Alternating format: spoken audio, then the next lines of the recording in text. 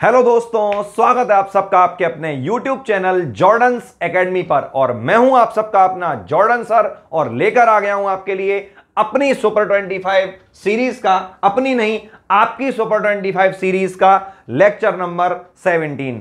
दोस्तों, जैसा कि आपको मालूम है कि इससे पिछला लेक्चर जो कि लेक्चर नंबर 16 था, 16 था, उसमें हम लोगों ने 25 फुल फॉर्म ली थी जो कि बायो की बहुत ज्यादा जरूरी फुल फॉर्म है। और आज इस वाले वीडियो में हमने और 25 फुल फॉर्म ली हैं, क्योंकि मैंने आपसे पिछले वीडियो में बोला था कि मैं आपके लिए और भी फुल फॉर्म्स लेकर आऊंगा। तो दोस्तों, आज इस वीडियो में मैं एक बार फिर से आपके लिए बायोलॉजी की बहुत इंपॉर्टेंट फुल फॉर्म्स को लेकर तैयार हो चुका हूं, हाजिर हो चुका हूं। और आप भी उम्मीद है तैयार होंगे, स्वस्थ होंगे, मस्त होंगे और व्यस्त होंगे। तो दोस्तों, बिना किसी बात के अपने वीडियो को आगे बढ़ाते हैं। और अगर वीडियो आपको अच्छे लगते हैं तो वीडियोस को लाइक कर दिया करिए, ये छोटी सी रिक्वेस्ट थी। ठीक है दोस्तों, आगे बढ़ते हैं। लिखा है WCU। सबसे पहले तो लिखा दोस्तों WCU। देखिए, कल मैंने एक नाम लिया था, कल से मेरा मतलब कि इससे पिछले लेक्चर में जो लेक्चर आया था उसमें मैंने बोला था IUCN। उसका पूरा नाम था international union for conservation of nature and natural resources, ये तो था ना। और उसको हम लोग अब क्या कहने लगे हैं, मतलब उस IUCN का प्रेजेंट टाइम पे नेम चेंज करके क्या कर दिया गया है, तो याद रखना ये कर दिया गया है WCU। WCU का मतलब होता है दोस्तों वर्ल्ड कंजर्वेशन यूनियन। 2-3 बार देखो, फुल फॉर्म जो होंगी वो आप अगर 2-3 बार बोल लोगे तो आपको याद हो जाएंगी, 100% है। तो क्या बोला? World conservation union, WCU। चलिए आगे बढ़ते हैं। पिछले वीडियो में आया था ZIFT, वहां पे क्या बोला था मैंने? Zygote intrafallopian transfer. आज क्या आया है दोस्तों? GIFT।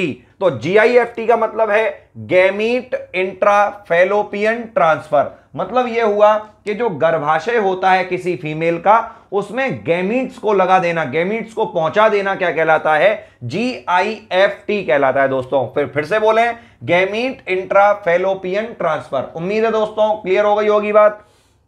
पढ़ते रहिए, जब तक सिलेक्शन नहीं होता दोस्तों तब तक पढ़ते रहिए और हार मत मानिएगा, एक बात ध्यान रखिए। चलिए, आपके लिए एक क्वेश्चन ऑफ द डे है। आज का जो वीडियो है इसका क्वेश्चन है, आप हमें कमेंट में इसका आंसर देंगे कि ये डायलॉग किस मूवी का है। तो आप लोग मुझे बताना कि तुम्हें तब तक कोई नहीं हरा सकता जब तक तुम खुद से ना हार जाओ। ठीक है, तुम्हें तब तक कोई नहीं हरा सकता जब तक तुम खुद से ना हार जाओ। तो ये वाला डायलॉग हमें आप लोग बताएंगे कि किस मूवी का है, क्योंकि ये डायलॉग बहुत मोटिवेशनल डायलॉग है। ये बिल्कुल सच है कि जब तक आप खुद से नहीं हारेंगे तब तक आपको कोई भी नहीं हरा पाएगा, और आप खुद से नहीं हारेंगे ये मैं जानता हूं अगर आप मेरे साथ जुड़े हुए हैं। ये ओवर कॉन्फिडेंस नहीं है दोस्तों, ये कॉन्फिडेंस है, क्योंकि आप लोग हमें इतना प्यार कर रहे हैं। तो इसलिए भी हम आपके लिए और मेहनत से नए नए वीडियोस लेकर आएंगे जो कि आपके आने वाले कॉम्पिटिटिव एग्जाम में आपकी बहुत मदद करेंगे। चलो आगे बढ़ते दोस्तों। लिखा है RBG।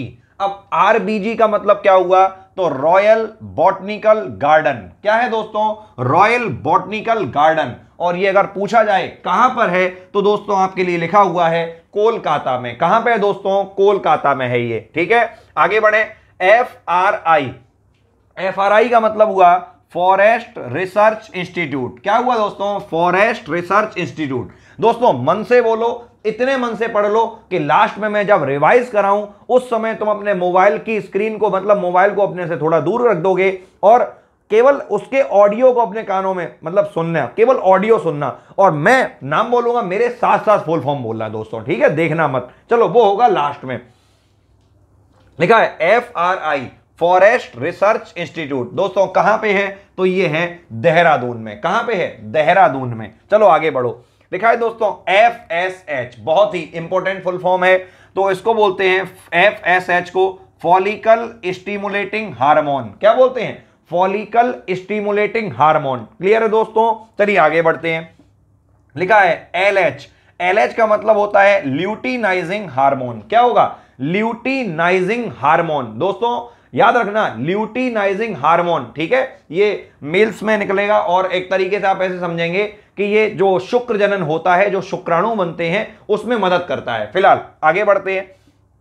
लिखा है TSH। TSH मतलब थायराइड स्टिमुलेटिंग हार्मोन। क्या बोला? Thyroid stimulating hormone. चलो आगे बढ़ो दोस्तों, अपने आप में बहुत जरूरी नाम, जिसका नाम आप लोगों ने अभी कोरोना काल में बहुत सुना होगा, क्योंकि कई सारे फैसले लेता था। कौन लेता था दोस्तों? WHO। तो दोस्तों याद रखना, वर्ल्ड हेल्थ ऑर्गेनाइजेशन। क्या लिखा है? World health Organization. और मैं चाहूंगा कि जो हमने आपसे डायलॉग पूछा है, आप उसका आंसर तो कमेंट में दें ही। और मैं ये भी चाहूंगा कि अगर आप WHO के बारे में अच्छी नॉलेज रखते हैं तो हमारे कमेंट बॉक्स में WHO के बारे में जानकारी लिख सकते हैं, जिससे आपके और भी साथी उस चीज को सीख पाएंगे। इसका मतलब क्या हुआ कि WHO से रिलेटेड जितनी भी बातें आपको पता हैं, वो सभी बातें आप हमारे कमेंट बॉक्स में लिख सकते हैं अगर आप चाहते हैं तो। चलिए आगे बढ़ते हैं। तो वर्ल्ड हेल्थ ऑर्गेनाइजेशन, ठीक है। अगला है दोस्तों IVF, ठीक है। IVF अभी आज मॉडर्न जमाने का एक बहुत बड़ा नाम दोस्तों। आप अक्सर हॉस्पिटल्स के जो हॉस्पिटल होते हैं उनके बाहर लिखा देखते होंगे IVF सेंटर, इस तरीके से लिखा होता है IVF सेंटर। याद रखना, ऐसी दंपत्तियां, दंपत्ति मेरा मतलब पति पत्नी से है, ऐसी दंपत्तियां जिनके संतानें नहीं हो रही हैं, तो उन्हें ले जाया जाता है दोस्तों IVF सेंटर पे। कहां ले जाया जाता है? IVF सेंटर पे। इन विट्रो फर्टिलाइजेशन बोलते हैं इसको। क्या बोलते हैं? In vitro fertilisation. इसमें दोस्तों ऐसी ऐसी टेक्निक यूज की जाती है कि दंपत्ति तो वही होगी, अगर उनके बेबी नहीं हो रहा है, बच्चा नहीं हो रहा है उनके, तब भी ऐसी ऐसी टेक्निक होती है कि बच्चे हो जाते हैं। ठीक है, तो दोस्तों ये आपको उम्मीद है समझ में आ जाएगा, इन विट्रो फर्टिलाइजेशन। ठीक है, चलो आगे बढ़ो। Number 10 IUD।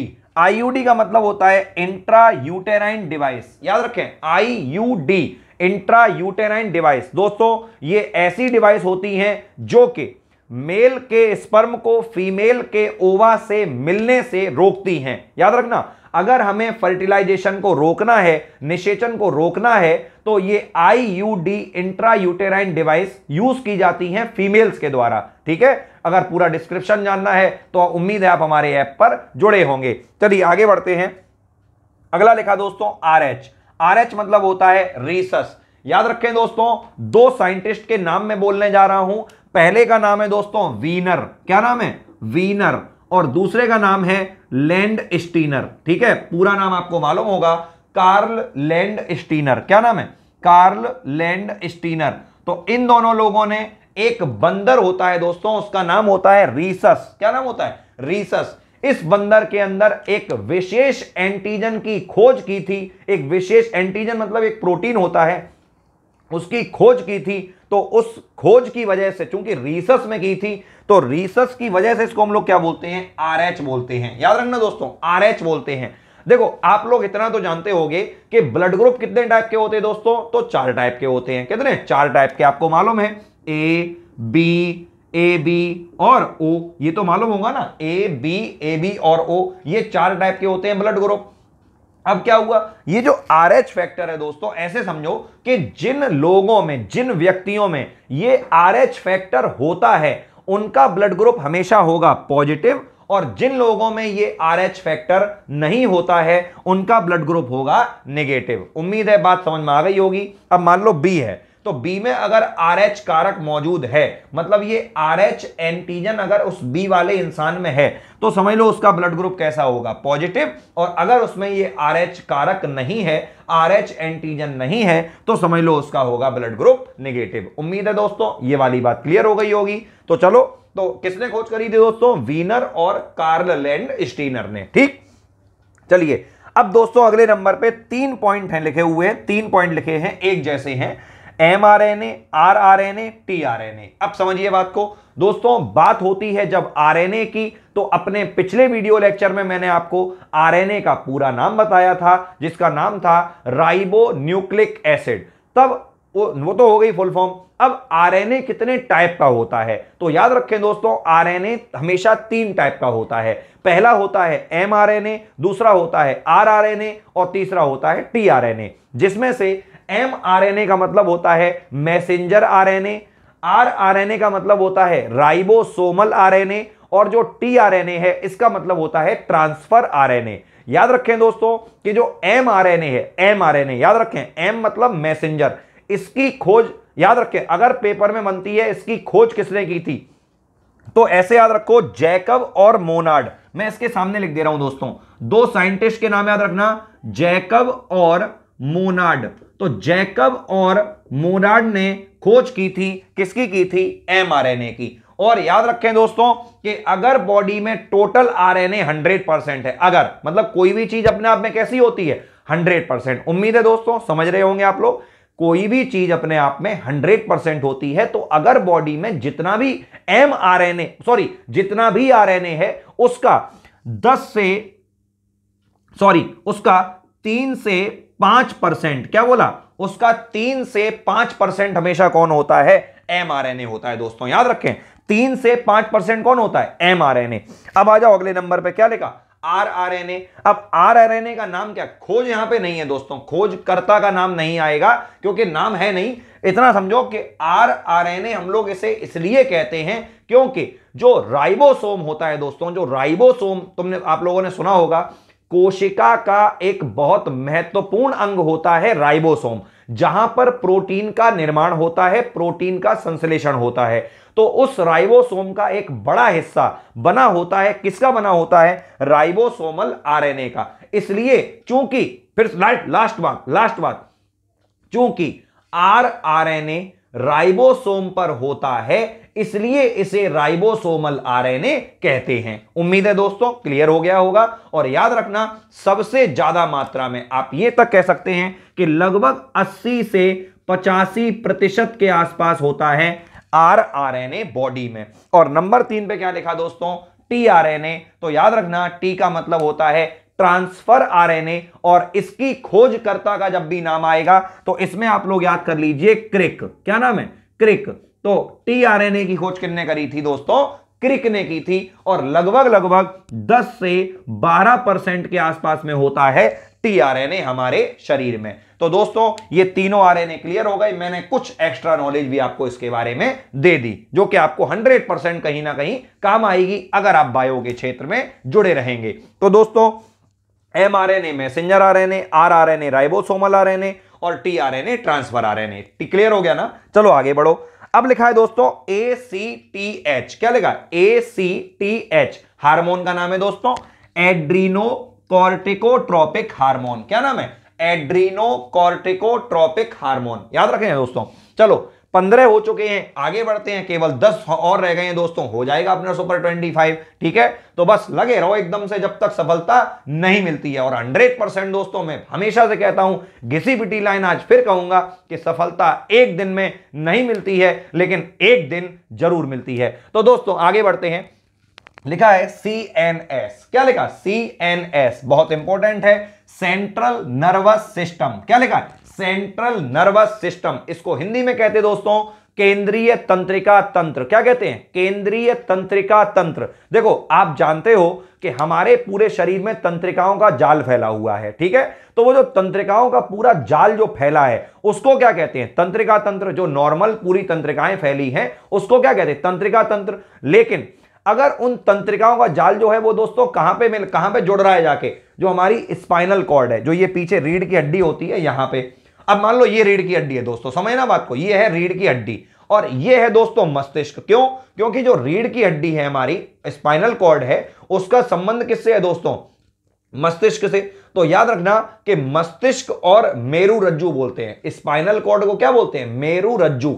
जब इन दोनों को जोड़ लेते हैं तब जो तंत्र बनता है उसको क्या कहते हैं, सेंट्रल नर्वस सिस्टम। अगर पूछा जाए कि केंद्रीय तंत्रिका तंत्र के कितने भाग होते हैं तो आपका उत्तर क्या होगा दोस्तों, 2 भाग होते हैं। मैं फिर कह रहा हूं, केंद्रीय तंत्रिका तंत्र मतलब सेंट्रल नर्वस सिस्टम के कितने भाग होते हैं, तो दोस्तों याद रखें 2 भाग होते हैं। पहला होता है मस्तिष्क और दूसरा होता है मेरु रज्जु। मस्तिष्क मतलब ब्रेन, मेरु रज्जु मतलब स्पाइनल कॉर्ड। उम्मीद है दोस्तों ये पॉइंट भी क्लियर हो गया, फुल फॉर्म तो याद हो ही गई होगी। चलो आगे बढ़ते हैं, लिखा है IDA। क्या लिखा, IDA याद करो, इंडोल ब्यूटारिक एसिड। क्या लिखा है, इंडोल ब्यूटारिक एसिड, याद रखें। आगे बढ़ते हैं दोस्तों, HB।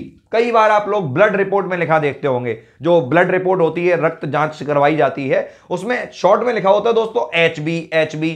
तो उस HB का मतलब होता है हीमोग्लोबिन। याद रखें, हीमोग्लोबिन होता है HB का मतलब, ठीक है। और हीमोग्लोबिन को अगर आप तोड़ोगे तो निकल के आएगा हीम और ग्लोब्यूलिन, या फिर ग्लोबिन, कुछ भी कह लो। क्या बोला? हीम और ग्लोबिन या ग्लोब्यूलिन। तो याद रखना, हीम का मतलब होता है आयरन और ग्लोब्यूलिन का मतलब होता है वो एक प्रोटीन है। याद रखें, एक बहुत इंटरेस्टिंग फैक्ट आपको बताते हैं कि याद रखना, अपने बॉडी में लोहा होता है दोस्तों। याद रखें, अपने बॉडी में लोहा होता है, और लोहा भी लगभग इतना होता है कि एक 2 से 3 इंच तक की कील बनाई जा सकती है। जरा सोचिए, अपनी इंसान के शरीर में इतना लोहा है कि एक 2 से 3 इंच के बीच की कील बनाई जा सकती है। ठीक है, ये एक फैक्ट था, इंटरेस्टिंग, उम्मीद है आपको लगा होगा। चलो आगे बढ़ते हैं। लिखा है दोस्तों IAA, ये थोड़ा सा इंपॉर्टेंट है, पेपरों में आया था, तो याद रखें, इसको हम लोग कहते हैं इंडोल 3 एसिटिक एसिड। क्या कहते हैं? Indole 3 acetic acid. याद रखें, इंडोल 3 एसिटिक एसिड। दोस्तों यहां पे लिखा था इंडोल ब्यूटायरिक एसिड। याद रखें, इंडोल ब्यूटायरिक एसिड, लेकिन इसको हम लोग IBA कर लो। याद करो, IBA कर लो, इंडोल ब्यूटायरिक एसिड। और ये हो गया इंडोल 3 एसिटिक एसिड। उम्मीद है क्लियर हो गया। चलो आगे बढ़ो। अगला क्या लिखा दोस्तों? SARC। अब सुनो, ये जो SARC है, ये आप कह सकते हो कि ये एक फैमिली है दोस्तों, ये एक फैमिली है, ये समझ लेना। ठीक, अब समझो, ऐसी फैमिली है जो कि मतलब एक वायरस की फैमिली है ये, जो कि ऐसे वायरस होते हैं इसके अंदर जो हमारे श्वसन तंत्र को नुकसान पहुंचा सकते हैं। जैसे अभी आपने सुना होगा, लास्ट टाइम पे कोरोना आया था, ठीक है, बहुत ज्यादा मारामारी रही, काफी सारे लोग इसमें मतलब उनकी डेथ भी हो गई थी। तो उन सब के लिए तो हम लोग भाई दुआ कर सकते हैं कि भगवान उनके घर वालों को, उनके जो खत्म हुए हैं उसके लिए उनकी आत्मा को शांति दे और उनके घर वालों को इसका कष्ट सहन करने की शक्ति दे। लेकिन बहुत कष्ट है इस बात का कि ऐसी बीमारी आई। तो दोस्तों, लेकिन जो वो कोरोना वायरस था, वो जिस फैमिली का था, वो फैमिली कौन सी है? SARC। क्योंकि आपको मालूम है कि कोरोना में क्या हुआ था कि लोगों को रेस्पिरेशन में बहुत प्रॉब्लम हुई थी, सांस लेने में बहुत तकलीफ होती थी। ठीक है, तो इसका पूरा नाम क्या होता है? Severe acute respiratory syndrome. क्या बोला? Severe acute respiratory syndrome. उम्मीद है ये वाला पॉइंट भी क्लियर हो गया। चलो आगे बढ़ते हैं, बस 5 पॉइंट और दोस्तों हमारा रिवाइज स्टार्ट होगा। रिवाइज में उम्मीद है आप लोग हमारा पूरा साथ देंगे। लिखा है BUN, तो ब्लड यूरिया नाइट्रोजन। क्या लिखा है? Blood urea nitrogen. याद रखें, ब्लड यूरिया नाइट्रोजन। आगे बढ़ो, PNS, पेरिफेरल न्यूरल सिस्टम। क्या लिखा है? Peripheral neural system. आगे बढ़ो, GH का मतलब सिंपल सा है दोस्तों, क्या होता है? ग्रोथ हार्मोन, जो हमारी शरीर की वृद्धि के लिए बहुत आवश्यक है। GH का मतलब क्या हुआ? Growth hormone. और उसके बाद आगे लिखा है BOD। क्या लिखा दोस्तों? BOD, इंटरमीडिएट की बहुत इंपॉर्टेंट फुल फॉर्म है ये, याद रखना, बायोकेमिकल ऑक्सीजन डिमांड। क्या बोलते हैं? बायोकेमिकल ऑक्सीजन डिमांड बोलते हैं। आगे बढ़ते हैं, लिखा है दोस्तों BP। अब ये मैंने लास्ट में क्यों लिया है? इसलिए लिया है कि इस पूरे लेक्चर को आप लोग आराम से नॉर्मल BP के संग याद कर सकते हैं। तो क्या है? ब्लड प्रेशर होता है। इसका मतलब क्या होता है दोस्तों? BP का मतलब ब्लड प्रेशर होता है। ठीक है भाई, तो उम्मीद है कि 25 तो हो चुके हैं। अब क्या करो? अब अपने मोबाइल को कर दो थोड़ा सा साइड में करो, लेकिन इतना करो कि मेरी आवाज तुम्हारे कानों में जाती रहे और तुम खुद से ये बोलने की कोशिश करो, तो देखना अभी तुम्हें ये 100% तैयार हो जाएगा। तो दोस्तों, अब मोबाइल को करो साइड में और मेरी बात को केवल मेरे साथ साथ रिवाइज करने की कोशिश करो। चलिए दोस्तों, बिना नॉन स्टॉप गियर नंबर 5 पर स्टार्ट करते हैं। लिखा है WCU, world conservation union, GIFT, gamete intra fallopian transfer, RBG, royal botanical garden, FRI, forest research institute, FSH, follicle stimulating hormone, LH, luteinising hormone, TSH, thyroid stimulating hormone, WHO, world health organisation, IVF, in vitro fertilisation, IUD, intra uterine device, RH, rhesus, mRNA, messenger RNA, rRNA ribosomal RNA, tRNA transfer RNA, ACTH adrenocorticotropic hormone, CNS central nervous system, IBA indole butyric acid, HB haemoglobin, IAA indole 3 acetic acid, SARS severe acute respiratory syndrome, BUN blood urea nitrogen, PNS peripheral neural system, GH growth hormone, BOD biochemical oxygen demand, BP blood pressure.